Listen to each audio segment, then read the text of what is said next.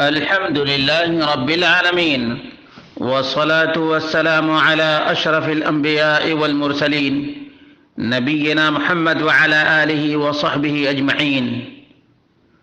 قال الله تعالى: فإن آمنوا بمثل ما آمنتم به فقد اهتدوا. برادران اسلام، دینی اور ملی بھائیوں، دوستوں اور ساتھیوں، دنیا کے گوشے گوشے میں کلمہ گو دعوے دار ہیں کہ قرآن و سنت کے ماننے والے ہیں، یہاں تک کہ جو چادر نبوت کا ڈاکو ہے قادیانی، وہ بھی قرآن کو اور حدیث کو اپنا مصدر تشریع مانتا ہے. تو کیا ان تمام دعوے داروں کی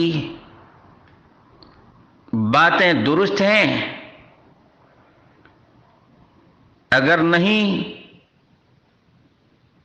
تو پرکھنے کا معیار اور پیمانہ کیا ہے؟ آئیے یہ بات 8ویں صدی ہجری کے ایک حنفی عالم سے سمجھنے کی کوشش کرتے ہیں کہ انہوں نے ان تمام دعوے داروں کی قلعی کھول دی ہے. ان کا نام ہے محمد بن علی ابن محمد ابو العز الحنفی، جن کی پیدائش 731 ہجری میں ہوئی ہے اور وفات 792 ہجری میں ہوئی ہے. وہ لکھتے ہیں: وَكَيْفَ يَتَكَلَّمُ فِي أُصُولِ الدِّينِ مَنْ لَا يَتَلَقَّاهُ مِنَ الْكِتَابِ وَالسُّنَّةِ وَإِنَّمَا يَتَلَقَّاهُ مِنْ قَوْلِ فُلَانٍ وَإِذَا زَعَمَ أَنَّهُ يَأْخُذُهُ مِنْ كِتَابِ اللَّهِ لَا يَتَلَقَّى تَفْسِيرُ كِتَابِ اللَّهِ مِنْ أَحَادِيثِ رَسُولِ وَلَا يَنظُرُ فِيهَا وَلَا فِيمَا قَالَهُ الصَّحَابَةُ وَالتَّابِعُونَ لَهُمْ بِإِحْسَانٍ الْمَنْقُولُ إِلَيْنَا عَنِ الثِّقَاتِ النَّقَلَةِ الَّذِينَ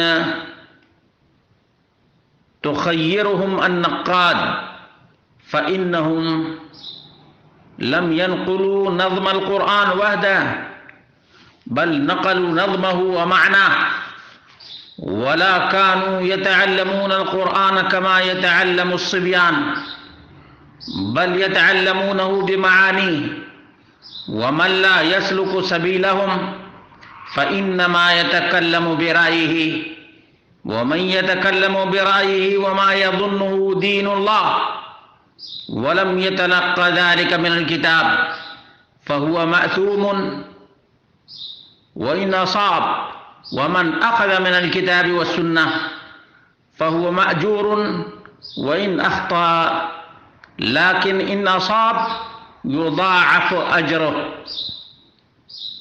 وہ شخص اصول دین کے بارے میں کلام کیسے کر سکتا ہے جس نے یہ اصول کتاب و سنت سے اخذ نہ کیے ہوں بلکہ کسی شخص کے قول سے لیے ہوں؟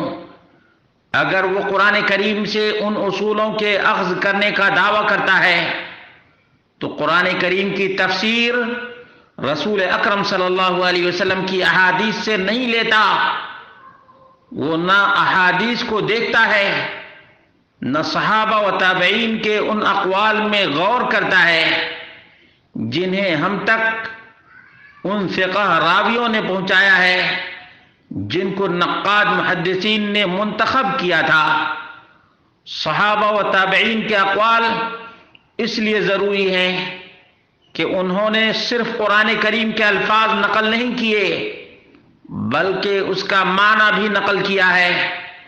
وہ قرآن کریم کو اس طرح نہیں سیکھتے جس طرح بچے صرف لفظاً سیکھتے ہیں، بلکہ وہ قرآن کریم کو اس کے معانی سمیت سیکھتے تھے۔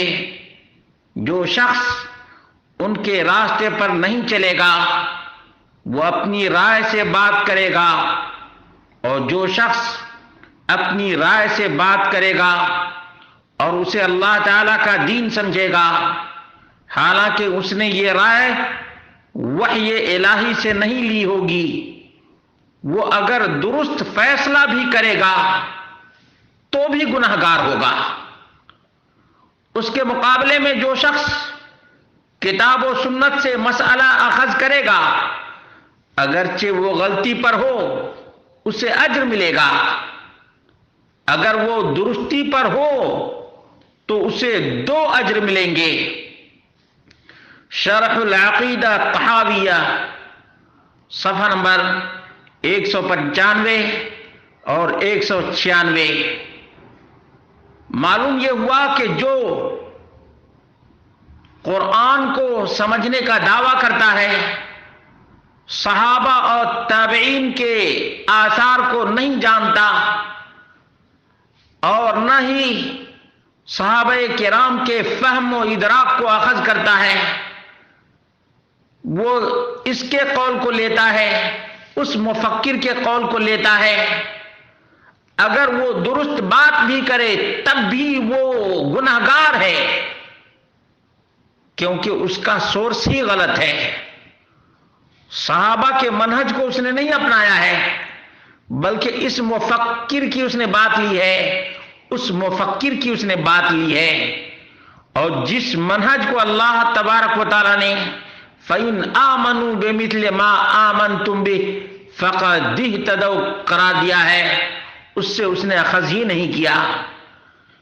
معلوم یہ ہوا کہ کتاب و سنت کا دعویٰ مبہم ہے، کیونکہ ہر گمراہ فرقہ بھی کتاب و سنت سے مسائل اخذ کرنے کا مدعی ہے۔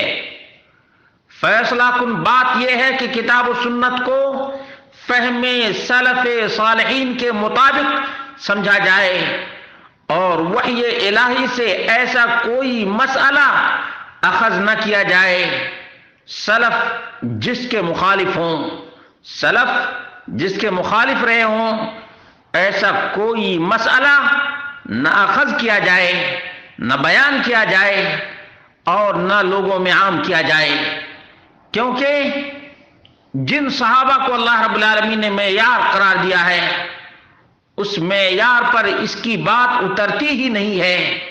اس لیے مسلمانوں یاد رکھو، قرآن و سنت کے بغیر تفسیر ہو یا کوئی دینی بات ہو ناقص ہے، نامکمل ہے۔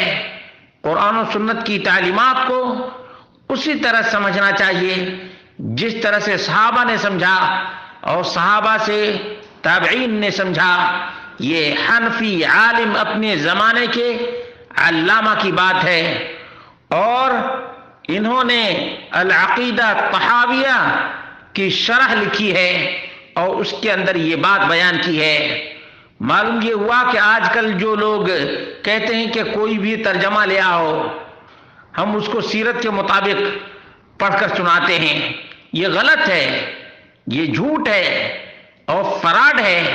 مسلمانوں کو یہ بات سوچنی چاہیے کہ فہم سلف بہت ہی اہمیت کا حامل ہے۔ اللہ رب العالمین ان باتوں کو سمجھنے کی توفیق عطا فرمائے۔